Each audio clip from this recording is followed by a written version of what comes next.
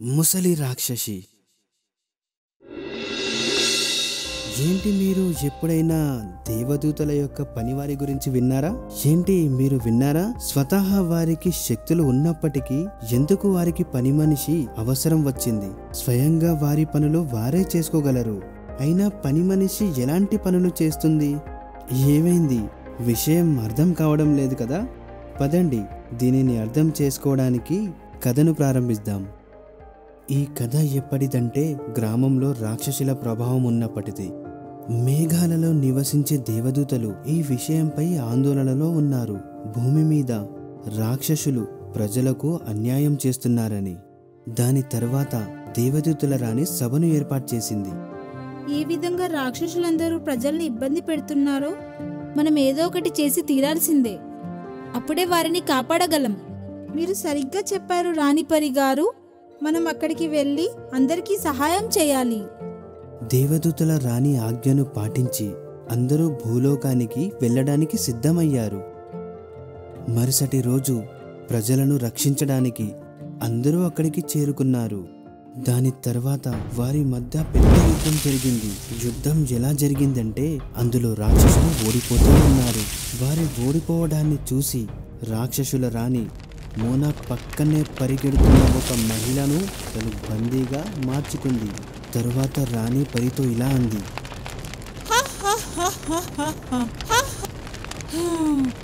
ఒకవేళ ప్రజల ప్రాణాలపై నీకంత ప్రేమ ఉంటే అయితే ఇక్కడి నుంచి వెళ్ళిపో, లేదంటే నేను తనను కూడా చంపుతాను.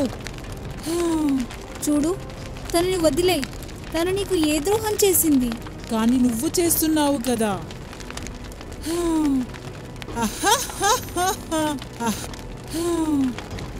నన్ను ఎవరైనా ఎదిరిస్తే ముక్కలు ముక్కలుగా అవుతారు. చూడు, తనను వదిలే. మేము నిన్ను మీ వాళ్ళని ఏమీ చెయ్యము.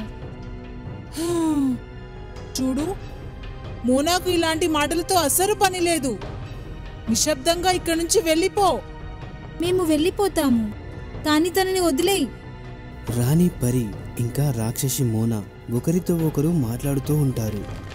అప్పుడే వెనుక నుండి కుసుమ తన శక్తి ద్వారా వయసు పైబడ్డ మహిళను మోనా రాక్షసి యొక్క వల నుండి రక్షిస్తుంది.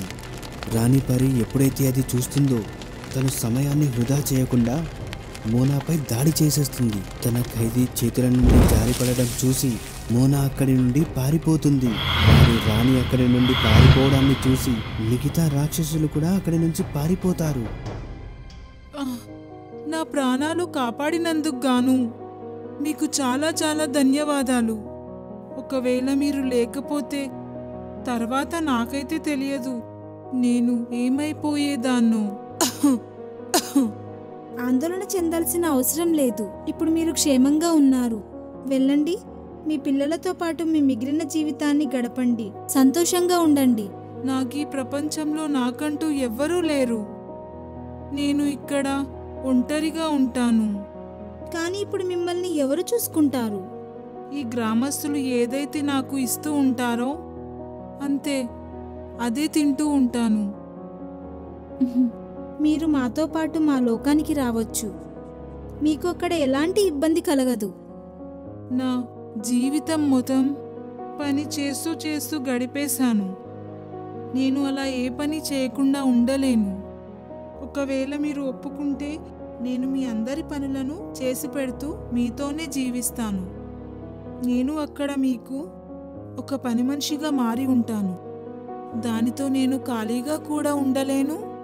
ఇంకా నేను పని కూడా చేసుకుంటూ ఉంటాను.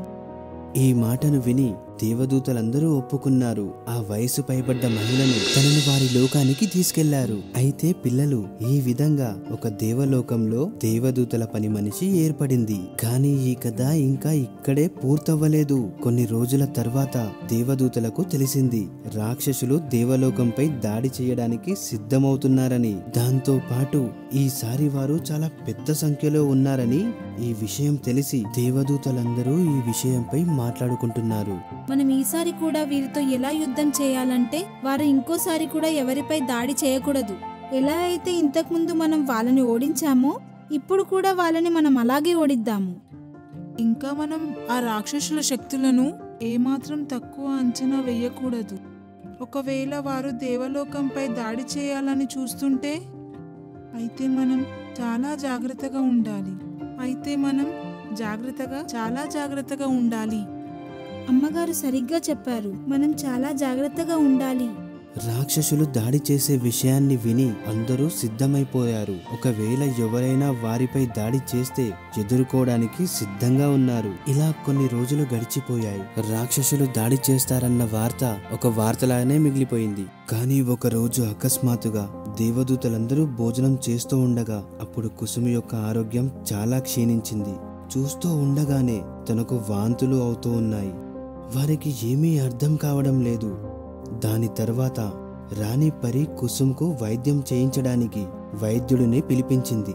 కొంతసేపు తర్వాత అక్కడికి వైద్యుడు కూడా వచ్చేశాడు. కుసుమ్ను చూసి వైద్యుడు ఇలా అన్నాడు, కుసుమ్కి ఎవరో విషాన్ని ఇచ్చారని. ఆ విషయాన్ని విని అందరూ ఆందోళనలో ఉన్నారు. అప్పుడే అకస్మాత్తుగా గట్టిగా వారు ఈ విషయాన్ని అర్థం చేసుకునే లోపే చాలా ఆలస్యమైపోయింది. రాక్షసులందరూ దేవలోకంలో యొక్క రహస్య మార్గం ద్వారా దేవదూతలపై దాడి చేశారు. ఎవరిని వారు కాపాడుకోవడానికి అవకాశాన్ని ఇవ్వలేదు. రాక్షసులందరూ ఆ దేవదూతలని బందీలను చేసేశారు. నన్ను ఎవరైతే ఎదిరిస్తారో ముక్కలు ముక్కలుగా అయిపోతారు.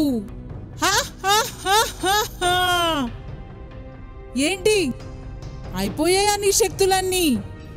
ఇప్పుడు చెప్పు, ఏం చేయడానికి సిద్ధంగా ఉన్నావు?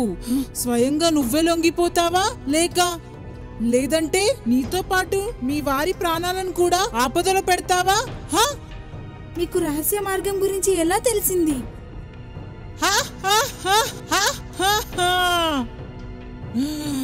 ఏమనుకున్నావు? ఓడించే శక్తి నీలోనే మాత్రమే ఉందనుకున్నావా? మాకు మేము ఓడిపోతున్నా కూడా ఆటను మా వైపు తిప్పుకునే అలవాటు ఉంది.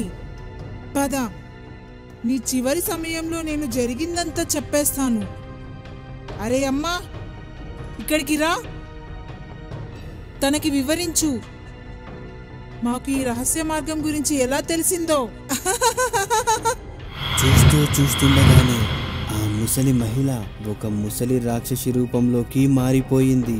తనను చూసి అందరూ ఆశ్చర్యపోయారు.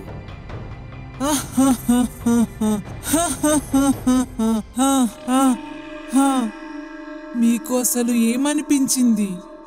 మేమంతా మూర్ఖులం అనుకున్నావా? చూడు చూడు, ఎంత తెలివితో నేను నిన్ను ఇంకా మీ వాళ్ళందరినీ పిచ్చి వాళ్ళని చేశాము. తను ఒక ముసలి మహిళ కాదు, తను ఒక రాక్షసి. ఇప్పటి వరకు తను రాక్షసులకు సహాయం చేస్తూనే ఉంది. ఇదంతా రాక్షసులు ముందుగానే నిర్ణయించుకున్నారు, ఇలా దేవదూతలను వారి బందీలుగా మార్చుకోవాలని.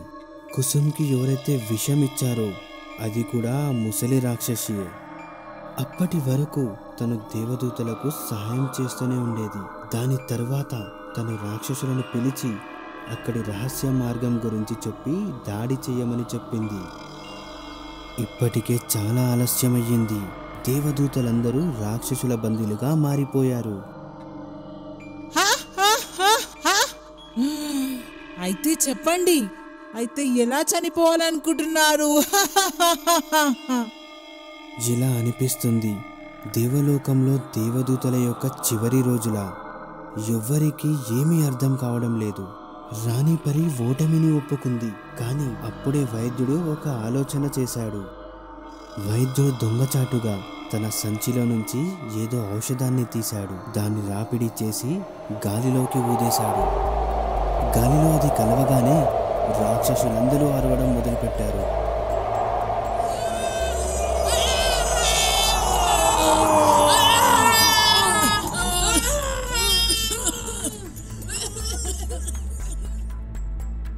కేవలం ఆ ఔషధం ఎలాంటి శక్తులపై పనిచేస్తుందంటే చెడు చేసే వారిపై, సమయం దొరకగానే దేవదూతలందరూ రాక్షసులపై ఇంకా ముసలి రాక్షసిపై దాడి చేశారు. చూస్తూ ఉండగానే రాక్షసులందరూ చనిపోయారు. చివరికి ముసలి రాక్షసి ప్రాణాలతోనే ఉంటుంది. తను ఇలా అంది,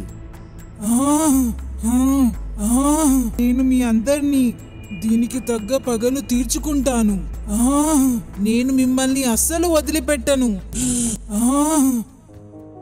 ఇలా చెప్పి తను అక్కడి నుంచి మాయమైపోతుంది. మళ్ళీ ఒకసారి దేవదూతలందరూ హాయిగా ఊపిరి పీల్చి కొనసాగారు. తరువాత వైద్యుడు కుసుమ్ విషాన్ని కూడా తొలగించాడు.